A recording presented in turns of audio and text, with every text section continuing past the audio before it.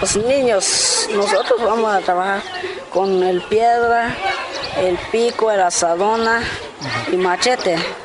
Las niñas a barrer, su traste va a lavar, así nomás. Nosotros sabemos pelear, las niñas no saben, sí. ¿Quién es mejor, los niños o las niñas? Los niños. ¿Por qué? Porque los niños pueden hacer cualquier cosa y las niñas no. ¡Las niñas!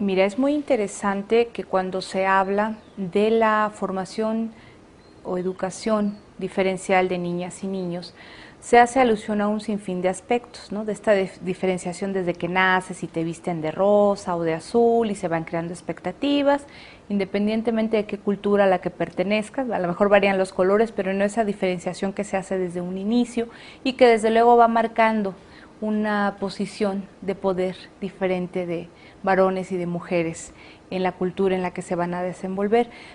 El problema sustancial radica en que desde que son niños y niñas, los niños aprenden a partir de la imitación, ¿no? Ese es así, todos los estudios que han hecho sobre primates y demás, los niños básicamente aprenden a través de la imitación. Entonces, desde el momento que se relacionan niños y niñas, ya estás estableciendo condiciones de desventaja, ¿no? Pero que además esto hace una proyección a futuro, ¿no? Que tú estás haciendo de unos pasivos y de los otros gandallas con posibilidades de relacionarse con los demás, que les va a provocar hacerse más solitarios, más así como retraídos, y a las niñas como siempre dependientes, ¿no? Esas buscadoras de afecto y demás. Las niñas desde muy pequeñitas ayudan en la cocina, ayudan en la crianza de los menores o en el cuidado de los mayores, lo cual limita sustancialmente el tiempo dedicado para el juego de las niñas, y eso también va provocando rasgos o síntomas de pasividad en las acciones que uno realiza, porque es algo que te lo están introyectando desde pequeño. El cuidado, el servicio hacia los demás es algo muy fuerte, introyectado en las niñas. Y en los niños, pues esta cuestión, ¿verdad?, de que tienen más la posibilidad de hacer el papel más de investigador del mundo, ¿verdad? Jugar con bichitos, coleccionar piedras, mojarse los pies, en fin, toda una serie de actividades que, si bien no son juguetes, sí son juegos que te permiten tener una mayor participación activa con tu cuerpo, con tu pensamiento, con tus emociones, ¿no? Con todo lo que te incentiva a ser curioso, a investigar. Y las niñas no, se están recreando en un espacio doméstico que necesariamente más bien las está preparando para una docilidad, para una domesticidad.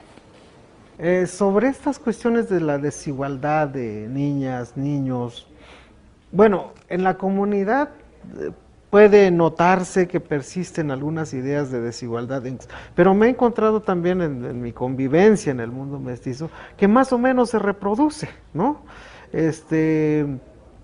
Y que también se va como que condicionando, ¿no?, el papel de la mujer. Es decir, en general se van, digamos que se va dando siempre estas cuestiones de desigualdad, ¿no? Siempre hay tratos preferenciales, ¿no? En el mundo laboral, por ejemplo, en donde dicen, pues no vamos a contratar a una mujer porque una mujer no va a poder cargar una cosa grande, porque nosotros los hombres sí vamos a poder cargar, ¿no? Entonces, muchas veces también en el mundo laboral se reflejan estas desigualdades, ¿no?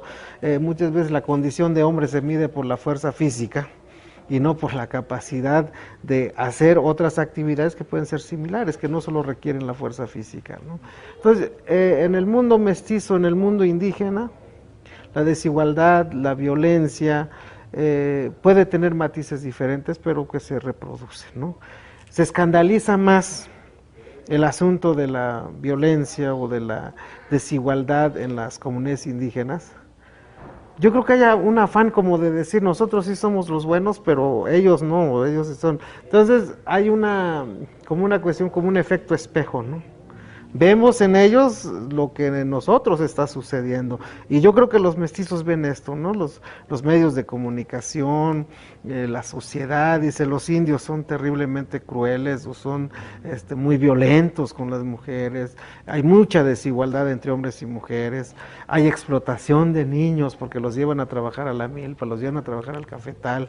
Entonces, pero pues también aquí en este medio igual, ¿no?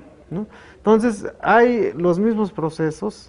Lo único que yo veo es que alguien tiende como que a legitimar y tiene el poder de alguna manera en los medios para legitimar su actuación o de ocultar su actuación, y los otros, como no lo tienen, pues están a la vista y al escrutinio de todos, ¿no? Entonces yo creo que esa es la diferencia, ¿no? Pero violencia hay entre el uno y el otro. Tal vez la violencia que hay en comunidades indígenas, las agresiones por cuestiones de género, de hombre a mujer, sea muy visible, se den en espacios abiertos, públicos, y la gente lo puede ver. Pero tal vez en la sociedad mestiza pues lo hagan dentro de su casa y no se exhiban, ¿no? Y no lo hagan en público. Tal vez esa es la diferencia. Es como que lo público y lo oculto de la violencia. Podemos decir que lo indio se da en lo público, ¿no? Se hace visible. Y tal vez la violencia entre los no indios se dé oculto en lo privadito para que no se den cuenta. Las relaciones interculturales son sumamente complejas. Al momento de entrar en interacción personas y grupos con diferentes marcos culturales, se dan una serie de procesos dialécticos culturales que son muy complejos. Primero podríamos decir al interior de las mismas personas que van construyendo su identidad personal en el contexto cultural del grupo social en el que se desarrollan. Y al interactuar con otras personas de otro grupo cultural, se da un proceso dialéctico podríamos decir, de confrontación de nuestros conocimientos, de nuestros valores con otras formas de ver el mundo. Ese proceso puede llevar hacia, como decía, hacia el fortalecimiento de nuestra identidad cultural o hacia la apertura, hacia nuevas formas de ver esa identidad personal cultural.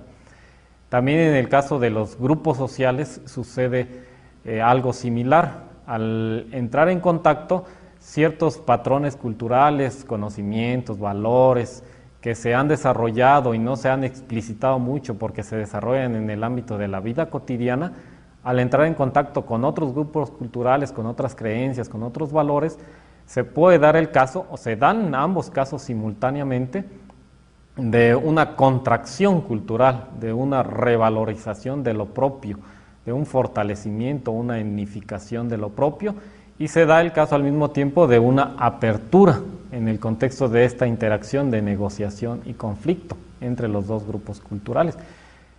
La humanidad ha sido intercultural desde toda la historia prácticamente, han existido estas relaciones interculturales.